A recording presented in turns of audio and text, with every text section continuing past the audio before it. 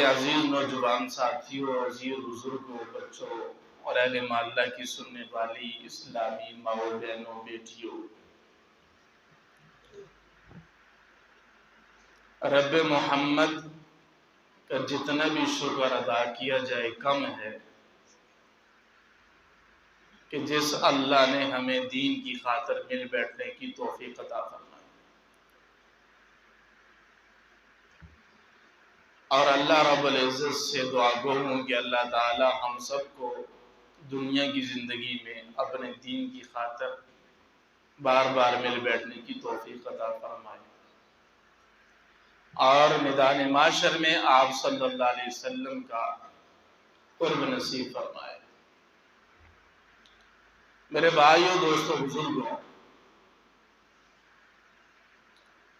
آج غالباً 5 ذوالقعدہ سن 1443 ہجری کا یہ جمعہ ہمیں نصیب ہوا ہے۔ چھوٹی عید آتی ہے اور گزر جاتی ہے، پھر مسلمانوں کے دل میں ایک تڑپ اٹھنا شروع ہو جاتی ہے، کیونکہ اسلام میں شوال، ذوالقعدہ، ذوالحجہ یہ 3 مہینے حج کے ہیں۔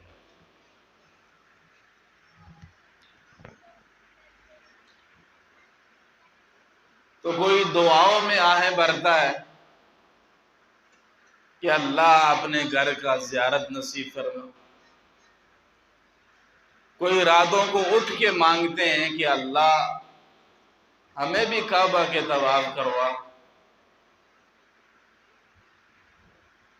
بندہ مومن کے دل میں تڑپ ہوتی ہے کہ اللہ مجھے بھی اس سرزمین پر لے جا جہاں تیری رحمت کا نزول صبح سے شام، شام سے صبح تک لگاتار مسلسل بارش کی طرح برستا۔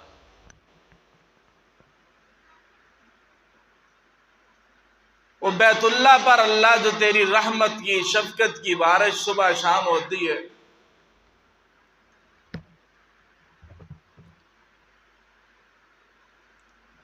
وہ بارش مجھے بھی نصیب فرما۔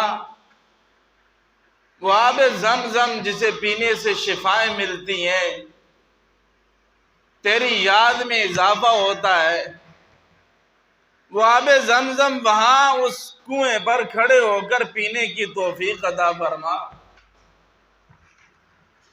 وہ صفا مروہ کی سائیاں دوڑنا، مزدلفہ، منا اور عرفات میں تجھے پکارنا،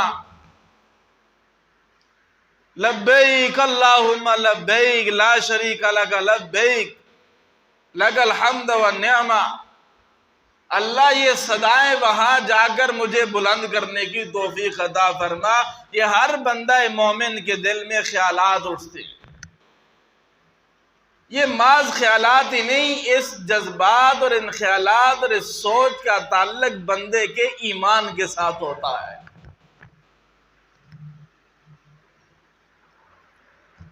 کیوں؟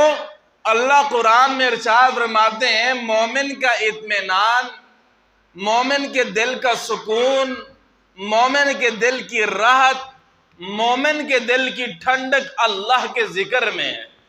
کس میں ہے بھائی؟ اللہ کے ذکر میں ہے۔ تو یہاں بیٹھ کر اللہ اللہ کی صدائیں لگانا بھی ذکر ہے، قرآن کی تلاوت کرنا بھی ذکر ہے، نماز پڑھنا بھی میرے رب کا ذکر ہے، اچھی باتیں سننا سنانا، اچھی بات کی دعوت و تبلیغ کرنا، یہ سارا میرے اللہ کے ذکر میں ہے۔ تو وہاں پر صفا مروہ کی سعی بھی اللہ کا ذکر ہے، طواف بھی اللہ کا ذکر ہے، روزے کے سامنے بیٹھ کر رب کے سامنے اپنی جبین کو جھکانا اور رونا اور وہاں دعائیں مانگنا، ہر گھڑی وہاں پر اللہ کے ذکر میں شمار ہو جاتی۔ تو یہ مومن کا جذبہ اس کے ایمان سے تعلق رکھتا ہے، کیونکہ مومن کے دل کا سکون رب نے اپنے نام کے ذکر میں رکھا ہے، مومن کی رات رب نے اپنی یاد میں رکھی ہے۔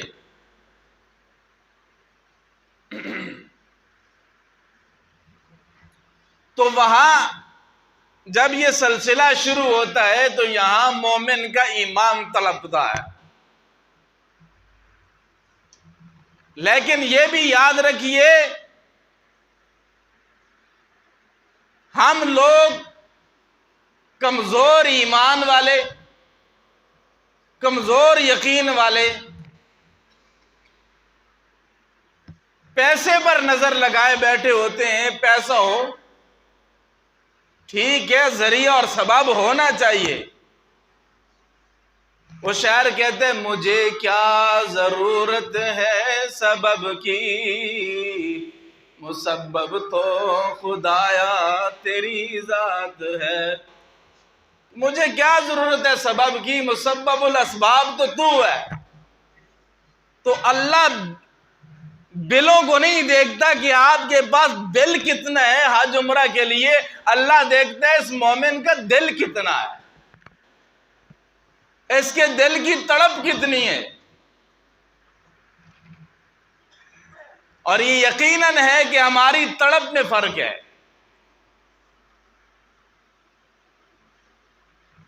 ہماری تڑپ میں فرق ہے.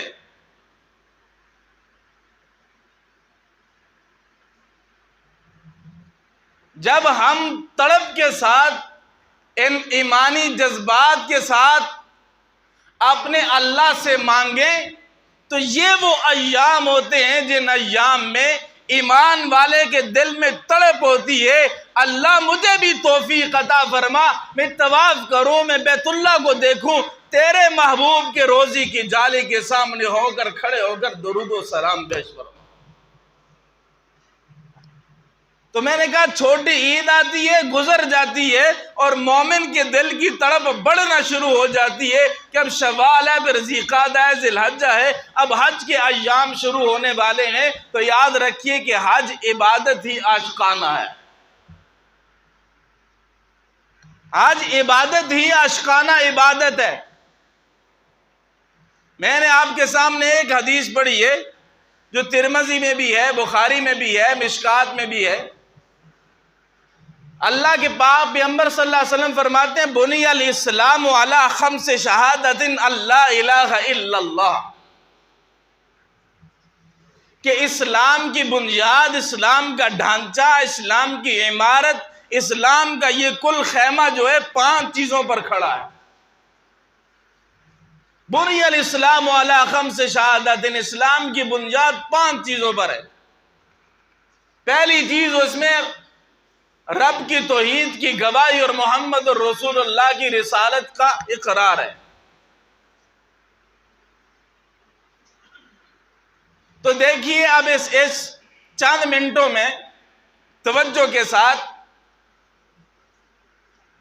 میں آپ کو اس عاشقانہ عبادت کو سمجھانے کی بھرپور کوشش کروں گا، اور توجہ دی تو انشاءاللہ اپنے رب پر امید رکھ کر کہتا ہوں شاید ہی آپ نے کبھی حج کے عنوان پر اس انداز میں آج سے پہلے گفتگو سنی.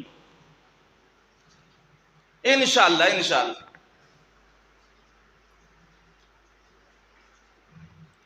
دیکھیے بھائی، اللہ کا عشق حق ہے کہ نہیں؟ بولیے نا.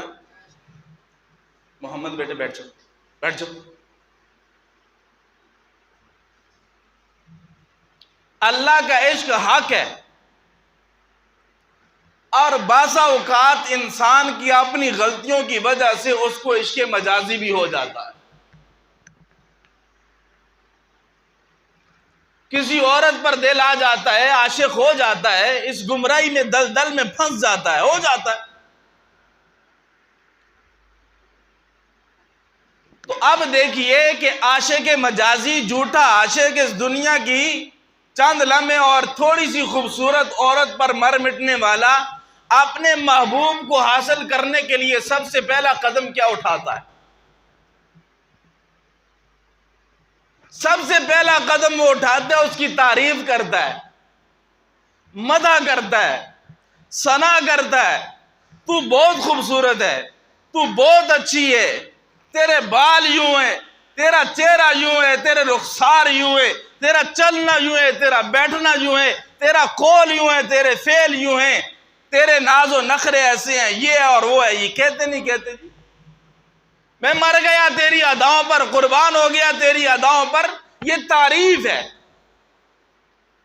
تو بندہ مومن اللہ کے عشق کو پانے کے لیے سب سے پہلے اللہ کی تعریف کرتا ہے، لا الہ الا اللہ۔ اللہ نہ حسن میں، نہ کمال میں، نہ جمال میں، نہ شان میں تیرے برابر ہے ہی کوئی نہیں۔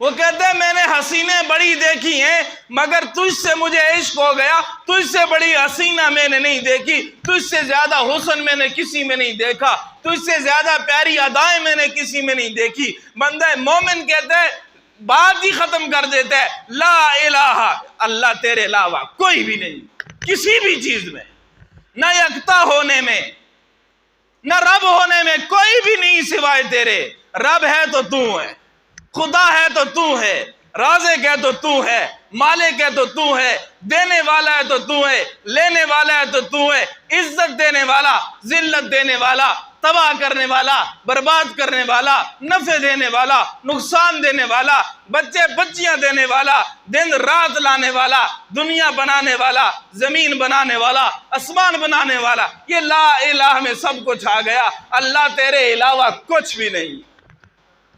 کہتا ہے کہ نہیں کہتا بھائی؟ عاشق حقیقی اپنے رب کی یوں تعریف کرتا ہے کہ میرا محبوب حقیقی خدا مجھے مل جائے۔ وہ کہتا ہے اللہ تیرے علاوہ کوئی بھی نہیں۔ اب جب دنیا کا جھوٹا عاشق دیکھتا ہے کہ محبوب تعریف سے حاصل نہیں ہوئی، تعریف سے حاصل نہیں ہوئی، تو اس کے بعد وہ دوسرا کام کرتا ہے قدم بوسی کا۔ کرتا ہے کہ نہیں کرتا بھائی؟ سمجھانے کے لیے عرض کر رہا ہوں، میری بات توجہ سنیے۔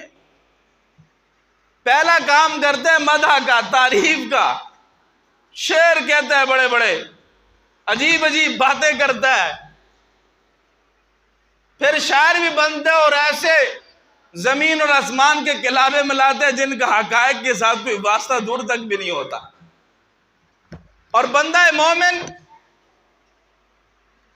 اپنے رب کی تعریف کرتا ہے، اور جب مجازی عاشق دیکھتا ہے کہ محبوب تعریف سے نہیں ملا تو پھر قدم بوسی کرتا ہے، ان زمینوں کا احترام کرتا ہے۔ ایک عربی کا شاعر گزرا ہے امرؤ القیس، وہ کہتے ہیں زمین میں تجھ پر اپنے گھوڑے پر سوار ہو کر نہیں جا رہا کیونکہ میری تو محبوب کی زمین ہے، تیرا احترام کرتا ہوں، تجھ پر سواری سے گزرنا جو ہے وہ مکروہ ہے، میں جوتی اتار کر چلتا ہوں اس زمین سے کہ زمین سے تعلق میرے محبوب سے ہے۔ یہ قدم بوسی ہے۔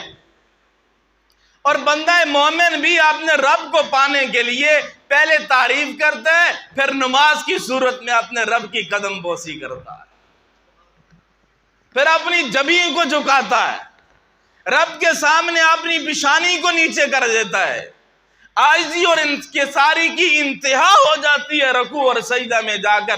یہ سر جگہ جگہ نہیں جھکائے جاتے، یہ صرف رب کے سامنے جھکائے جاتے ہیں۔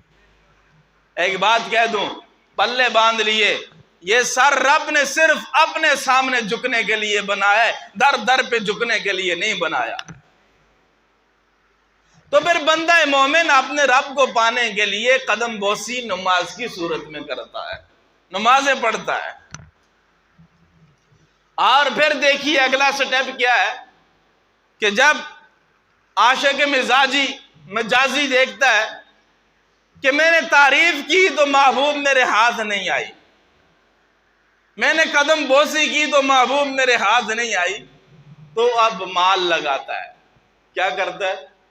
مال لگاتا ہے، پیسے خرچ کرتا ہے، کاروبار تباہ ہو جاتے ہیں، گھر تباہ ہو جاتے ہیں، مال لگاتا ہے کہ میں اپنی اس دنیا کی جھوٹی محبوب کو حاصل کر لوں، مال لگاتا ہے۔ وہ کہتے ہیں کہ فقیر بیٹھا ایک چائے کے ہوٹل کے سامنے کہہ رہا تھا، چائے کے پیسے دے دو، چائے کے پیسے دے دو، چائے کے پیسے دے دو۔ ایک آدمی نے اسے 20 سے 30 روپے نکال کر دیے، چائے پی لو۔ اس نے کہا ایک کپ کے اور دو، ایک کپ کے اور دو۔ تو اس نے کہا کہ تو ایک آدمی ہے، ایک اور کپ چائے کس لیے، ایک کپ تو لے لے پیسے۔ اس نے کہا میری محبوب بھی ہے۔ کیا کہا؟ میری محبوب بھی ہے۔ اس نے کہا عجیب انسان ہے تو، فقیر اور محبوب. بات یہاں تک نہیں، میں نے جو بات کی کہ پھر عاشق مجازی مال لٹاتے اور حالت یہ ہو جاتی ہے. اس فقیر نے آگے سے جب جواب دیا، اس نے کہا او یار فقیر بھی تو محبوب ہی نے کیا ہے، فقیر بھی تو محبوب ہی نے کیا ہے. یہ حالت 20-30 روپے چائے مانگنے پر مجبور کرنے والی بھی تو وہی ہے. تو عاشق مجازی پھر مال لوٹاتا ہے. کیا کرتا ہے؟ مال لوٹاتا ہے کہ میں اپنی محبوب کو حاصل کر لوں. تو بندہ مومن بھی اپنے رب کو حاصل کرنے کے لیے پھر مال لوٹاتے ہے زکوٰۃ کی صورت میں. کس کی صورت میں؟ زکوٰۃ کی صورت میں اپنا ایک مال کا خاص حصہ اگر وہ صاحب نصاب ہے، شرعی طور پر جو اس پر واجب ہوتا ہے وہ ادا کر کے اپنے اللہ کو راضی کرنے کی کوشش کرتا ہے کہ نہیں بھائی؟ اب اگر اس سے بھی حاصل نہ ہو، عاشق مجازی مال لٹایا، غربت آ گئی، کاروبار تباہ کر دیے، سب کچھ کر بیٹھا، اب بھی جو ہے محبوب اس کے ہاتھ نہ آئی، تو وہ کہتا ہے اچھا تعریف کی، یہ ہاتھ نہ آئی، قدم بوسی کی، ہاتھ نہ آئی، مال لٹا دیا، ہاتھ نہ آئی. اگلا کام وہ کرتا ہے کھانا پینا چھوڑ دیتا ہے. کیا کرتا ہے؟ کھانا پینا چھوڑ دیتا ہے. اب بھوک برداشت کرتا ہے، بس کہتا ہے تنہا، دروازہ بند، نہ کھانا نہ پینا، نہ کسی سے تعلق، نہ کلام.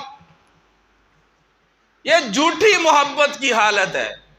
اور بندہ مومن اپنے رب کی تعریف کرتا ہے، پھر قدم بوسی نماز کی صورت میں کرتا ہے، پھر مال زکوٰۃ کی صورت میں لگاتا ہے، پھر بھی دیکھتا ہے کہ پتہ نہیں اللہ راضی ہوا ہوگا کہ نہیں ہوا ہوگا، پھر وہ بھوک پیاس روزے کی شکل میں برداشت کرتا ہے.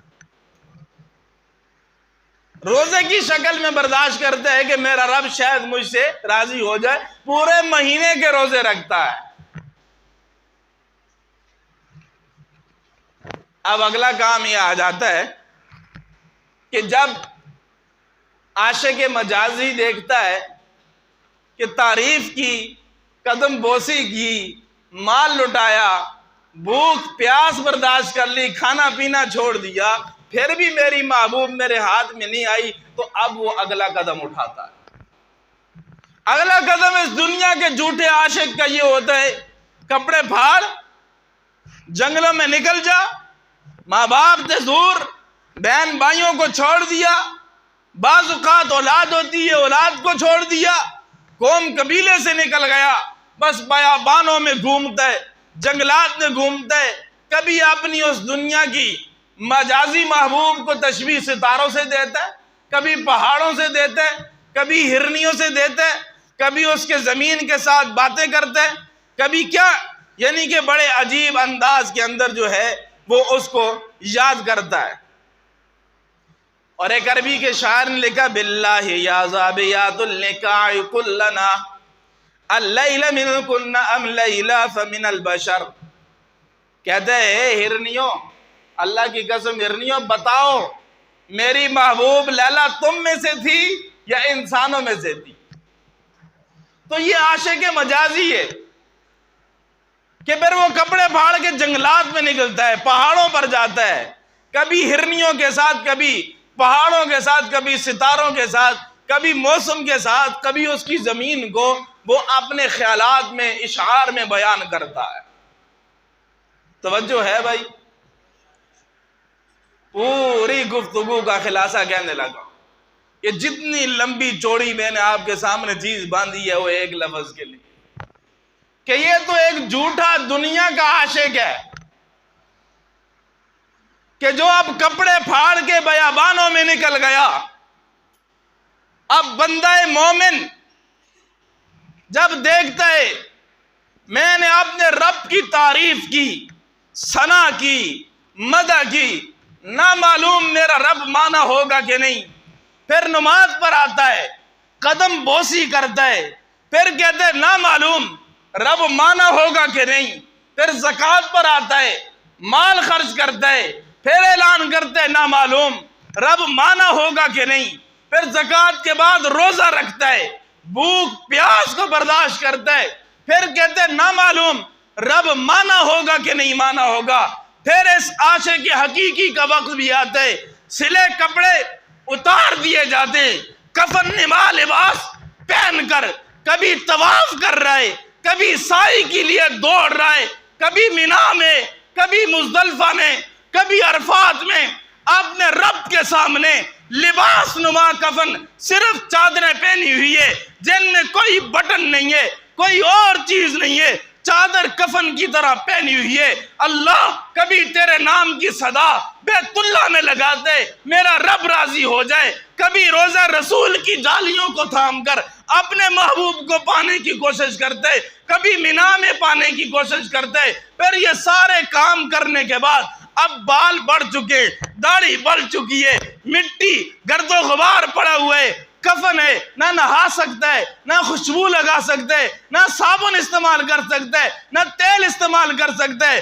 وہ احرام پہنا ہوا جب حج سے مکمل ہو کر کہتے اللہ پتہ نہیں تو نے مد اور ثنا سے مانا کہ نہیں مانا, نماز سے مانا کہ نہیں مانا, زکوٰۃ سے مانا کہ نہیں مانا, روزے سے مانا کہ نہیں مانا. پھر یہ کفن پہن کر میں اتنے دور دراز کا ہواؤں سے ٹکراتا ہوا, جہازوں میں, کشتیوں پر, پیدل بپا لوگ اور اونٹوں اور گھوڑوں پر سواریاں ہوتی رہیں, حرم میں پہنچا, پھر مارا مارا تیرے محبوب کی گلیوں میں پہنچا, پھر مارا مارا تیرے بیت اللہ کے سائے میں پہنچا, پھر مارا مارا تیرے نبی کے روزے کی جالیوں سے چمٹا, تجھے منانے کی کوشش کی. میرے اللہ نہ معلوم تو مانا ہے کہ نہیں مانا, میں نے تجھے پایا ہے کہ نہیں پایا. پھر وہ اپنے حج کے آخری دن اپنے بال, اپنے سر کو حل کروا کر جب وہ قربانی دمبے کی صورت میں یا بڑے جانور کی صورت میں جب وہ جانور کو ذبح کرتے اور حلال اعلان کرتے, اللہ اس جھوٹے عاشق نے کپڑے پھاڑ کے دنیا کو خیر آباد کہہ دیا تھا, خودکشی کر ڈالی تھی. لیکن میرے اللہ اگر مجھے معلوم ہو جائے تو میں آج اپنی جان کی قربانی اس بکرے کی صورت میں تیرے سامنے ادا کر رہا. یہ ہے حج. یہ کیا ہے؟ حج. یہ ہے حج کی عبادت. تو میرے بھائیو, آپ صلی اللہ علیہ وسلم کا فرمان ہے, ابن عباس رضی اللہ تعالیٰ عنہ فرماتے ہیں من اراد الحج فلیعجل, جو شخص حج کا ارادہ کرے اسے جلدی کرنی چاہیے. جس کو اللہ نے مال و اسباب دیا ہے, استطاعت دی ہے, اس کے بعد اتنا مال ہے کہ اس پر حج فرض ہے, تو وہ اپنی زندگی میں حج ادا کرے, زندگی میں حج ادا کرے. اللہ کے نبی صلی اللہ علیہ وسلم نے ایک حدیث میں فرمایا جس پر حج فرض ہو گیا اگر اس نے حج نہیں کیا تو اس کی مرضی یہودی ہو کر مرے, اس کی مرضی نصرانی ہو کر مرے. تو اس لیے یہ حج کے دن شروع ہو چکے ہیں. سب حضرات دعا کریں ہمارے لیے, ہم آپ کے لیے. اللہ ہمیں بھی اپنے غیبی خزانوں سے مدد کر کے لے جائے, اللہ ہمیں بھی وہ نصیب فرمائے, اللہ ہمیں بھی اپنا وہ دیار دیکھنے کی توفیق عطا فرمائے. تو میرے بھائیوں, دوستوں, بزرگوں, یہ حج کا مہینہ ہے, حج کا سفر تقریباً شروع ہونے والے ہیں, اور یہ بھی اللہ کا کرم ہوا, یہ بھی اللہ کا کرم ہوا. اللہ جزائے خیر دے حضرت مولانا مفتی عبدالشکور صاحب حفظہ اللہ تعالیٰ کو, جن کی محنتوں سے, جن کی کوششوں سے جو ابھی نئے وزیر مذہبی امور بنے, ان کا تعلق مولانا فضل الرحمان صاحب کے ساتھ ہے. ان لوگوں نے ماشاءاللہ دن رات لگا کر کوشش کی. الحمدللہ اب 9 لاکھ کے بجائے آپ کے لیے 6 لاکھ تک وہ بندہ لے کر آ چکا ہے. الحمدللہ, کہو الحمدللہ. بہت دور ہو گیا تھا, 9-10 لاکھ روپیہ صرف آنے جانے کا خرچہ, وہاں کے اخراجات لگے. اللہ جزائے خیر دے ان کو, انہوں نے محنت کی اور 6 لاکھ روپے تک اس کا ریٹ جو ہے وہ پہنچ چکا ہے. اللہ تعالی ہمیں ایسی قیادتیں نصیب فرمائے جو ملک کا بھی, عوام کا بھی لحاظ رکھتے ہوں. تو میرے بھائی